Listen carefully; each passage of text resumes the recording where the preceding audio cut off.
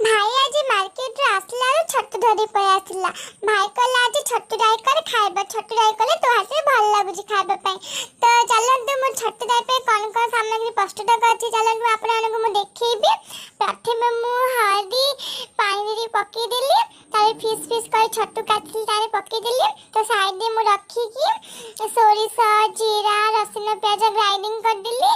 कढ़ाई बसे की तेल पकेली, सोरिष जीरा फुटला परे भुसंग पत्र पकेली, भुसंग पत्र में प्याज पकेली। प्याज जस्ट के नाल नाल ही आसला पे ग्राइंडिंग करथिबा मसला पकेली, लक्का गुंड हल्दी गुंड पके भलरे मिक्स कर देली। तो टमाटर पके की भलरे मिक्स कर देली। तो छतु आलू धोई की मु पके देली।